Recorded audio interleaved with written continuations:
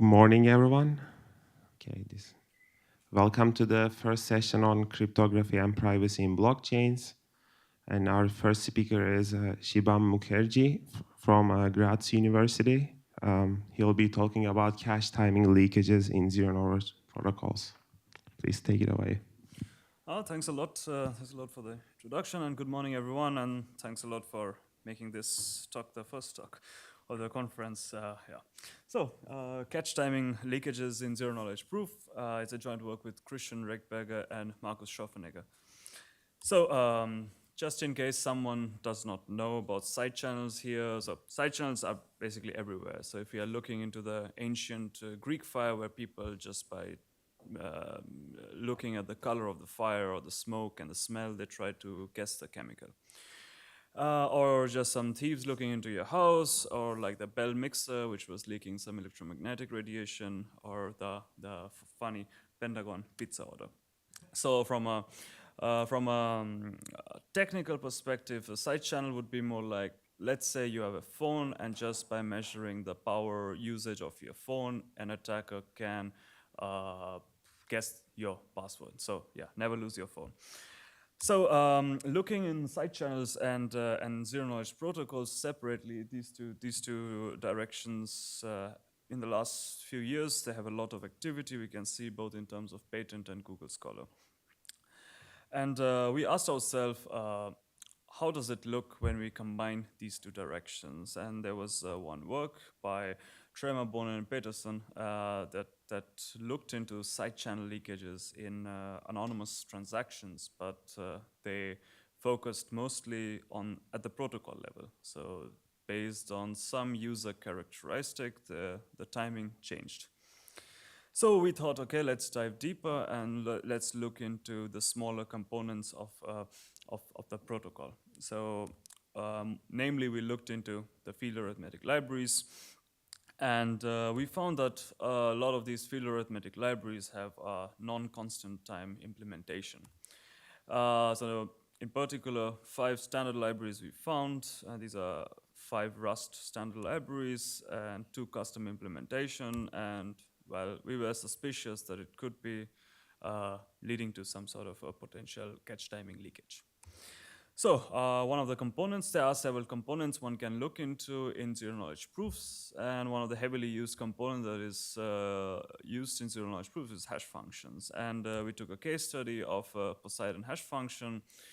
Not only it's because it's from our in-house, but also it's heavily used in the ZK industry, and this gives our work. Catch-based timing side channel attacks on zero-knowledge proof. So in the end, we found that there were 9 companies, products, open source projects that were affected due to this trickling effect. So at least during the time of writing this paper, maybe they fixed it by now. So zero knowledge proofs and maker trees, how do they work? So maker trees are used in zero knowledge proof, and so you basically have 2 types of zero knowledge proofs. One is pairing based, and the other is Fry with zero knowledge. So we have the leaves. The leaves contain the secret witness that the prover proves, and the tree is constructed with some zero knowledge friendly hash function. And here the key observation was that, well, if the field arithmetic library was leaking, the implementation of the field arithmetic library is leaky, this will lead to the leakage in the hash function, which will lead to leakage of the witness. Also, there are certain zero-knowledge friendly hash functions which use lookup tables, and as a lot of us might be already familiar with lookup tables, that lookup tables in plain inherently lead to side channel or timing leakages. So, ZK-friendly hash functions, there we can broadly classify into 2 directions. One is non-lookup table based, and the other one is lookup table based. So lookup table based, there are a few candidates here, and we decided to choose reinforced concrete because this was the first lookup table based ZK-friendly hash function. And of course, here the leakage is expected. So this was nothing crazy.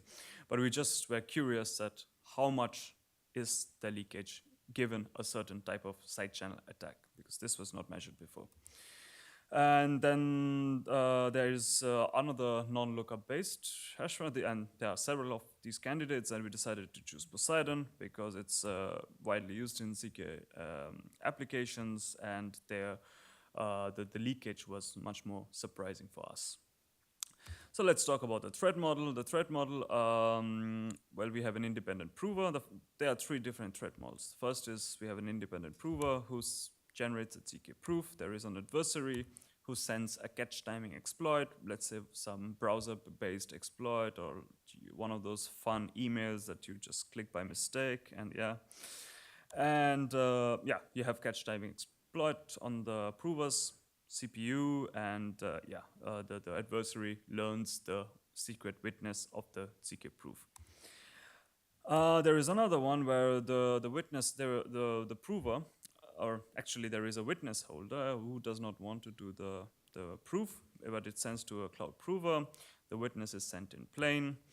The cloud prover generates a ZK proof. The adversary running on the same CPU as the cloud prover runs a catch timing exploit and profit. So there is another scenario where the witness holder might not trust the cloud prover.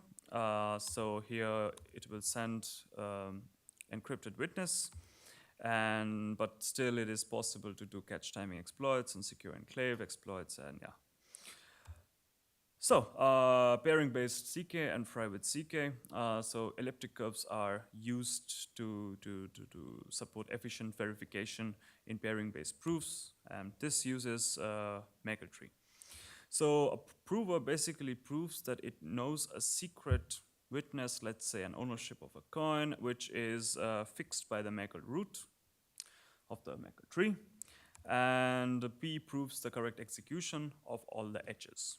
I mean, not really all the edges, depends on the protocol. Yeah. And any timing leakage in edge will leak the secret witness, and this is bad. And in our case study, we just took the good old flush and reload and prime and probe attacks because these are old, but they still work, surprisingly.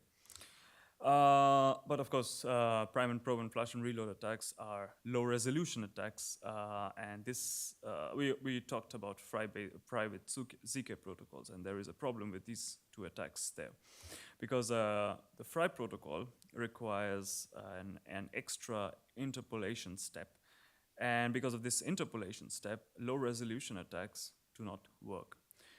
And one then needs better higher resolution attacks, but we just said, okay, this is more of an engineering work and can be maybe looked into the future. But of course, this point will be an important takeaway in the end. So pairing-based ZK is more vulnerable than Fry-based ZK. This was what we saw. So leakage targets and the numbers, and so let's start with the reinforced concrete. Where we attack is basically the bars layer, and bars layer is the S box, which is lookup with the lookup table, which is of course trivially will give timing leakage. So we get this percentage of bit leakage, and this is depending, and so the mean and the best. So it depends on the alignment of the witness on the catch line of a CPU. And depending on this, sometimes the adversary can be quite lucky. And of course, one might say, what is the probability of the best case scenario happening? It's actually not bad. It happens with quite high probability for this particular parameter set of the reinforced concrete. So for Poseidon, we attack the add round constant layer, and this has a modular reduction. And there we also have this mean and the best bits leaked. And here the observation was that round constants which deviate from the random, which means they are too small or too large, they will provide more leakage. And in the industry, often round constants which are small are desirable for efficiency purpose. But yeah, we saw that this is not always a good idea to do. So there was one more interesting observation that we had was that these were the libraries that very clearly, so these were the field arithmetic libraries which very clearly said, hey, no constant time guarantees, not used for production. And then these libraries were used for implementing Poseidon hash function. And then these libraries were used, so these field arithmetic libraries were used by these ZK libraries at the time of writing this paper. But interestingly, a lot of these warnings didn't really trickle down. And also, at the time of writing this paper, there were some who already had their audits done, but we could not find the timing attack as a part of their threat model. Some of them were production ready. So, for example, the Plonky 2 and 3, but there were timing leakages with the small probability. Yeah. So what are the mitigation strategies? So if you are using lookup-based hash functions like reinforced concrete, so the problem is that constant time implementation of lookup-based hash function like reinforced, it's too expensive, and this is by design choice. So one can switch to newer lookup-based hash functions where it allows efficient plain constant time evaluation, but also allows the lookup feature in the zero knowledge protocol. So leakage in Poseidon was more surprising, as we saw, and so, but the problem is that the Poseidon algorithm itself is constant time, so that's quite fine. But it's actually, the implementation was not constant time, and so we need just a constant time field arithmetic library specially designed for cryptographic purpose. And we saw that one would get a slowdown of 7 to 16%, which is not too bad. So, of course, a lot of people asked us, okay, how about end-to-end attacks? So we asked the side channel community, and they said, well, the target looks promising, and there are several attack vectors one can look into, and mostly it's an engineering problem. At AsiaCrypt last year, I was there, and I got a chance to talk with Paul Kocha, and I asked him like, hey, what do you think of side channels? And he was like, oh, come on, no one cares. It's easier to just buy zero-day exploits or just, I don't know, threaten one of the employees in the company and install a backdoor. And with the ZK community we talked to, and they were still unsure about an end-to-end practical, how practical its end-to-end attack is. So our take is that, well, as a the peer research is often bottlenecked with the money and the number of people hour one can have, and if this Web3 community, the ZK community gets larger and larger, there will be more money at stake, and this of course brings much more motivation to attack such systems. And we are quite lucky in this case because the mitigation for this timing leakage is quite cheap actually, and this is not always the case. So this is quite nice for us. So key takeaway and future directions, and so yeah, we need side channel protection in the future if the ZK use cases mature. And yeah, we saw that several libraries have these vulnerabilities, and we need to have these standardized field libraries which are developed for cryptographic purposes. Yeah, these are easy to patch, have a low runtime overhead, and one can, for when using lookup tables, for hash functions with lookup tables, one can switch to, for example, TIP4. When using TIP4, TIP5, or reinforced concrete, one can switch to newer hash functions like skyscraper. Yeah, one can try high-resolution timing attacks, potentially affecting also Fry protocols. Power attacks, remote power attacks, fault attacks, there are quite a lot of attack possibilities there. Would be interesting to also have constant time hardware implementations, especially for all these ZK hardware companies, which are designing new specialized chips. Another way to defend against side channel attacks is the good old MPC, so combining ZK and MPC, with also known as CoSNUX. And having generic countermeasures, it was pretty much what I mentioned in before. Like Fry protocol has this interpolation step, and because of this interpolation step, using normal timing attack is not possible, and thus such generic countermeasures can be looked into for the future. Thank you very much, and I will be open for questions.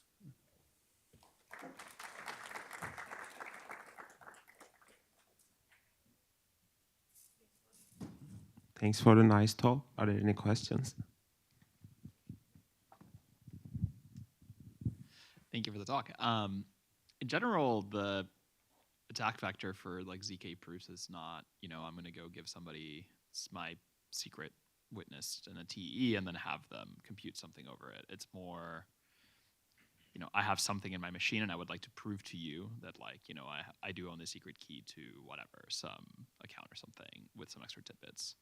And in that case, yeah, right, like you essentially require somebody having malicious access to the CPU.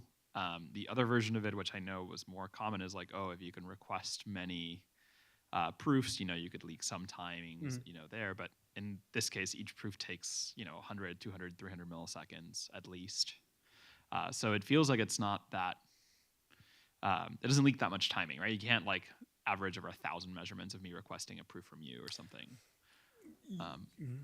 So anyways, I'm just curious, just like, I know you mentioned that there's like a slide with the practical attacks, but I'm actually asking like, how practical is this? I feel it's... So for this specifically, I had one backup slide. And so this is, so every 100 hash call, there was a deviation, a branching. And this was, so it could be even run for 400 milliseconds, but this spike will show up. As long as we know at what catch address this program runs or will run in the future, or used to run and will run in the future. Yeah. So this was, so at least for flush and reload attack, this is very clear. And this is in a very short frame, so I just ran 800 probes. Or 750, roughly, yeah.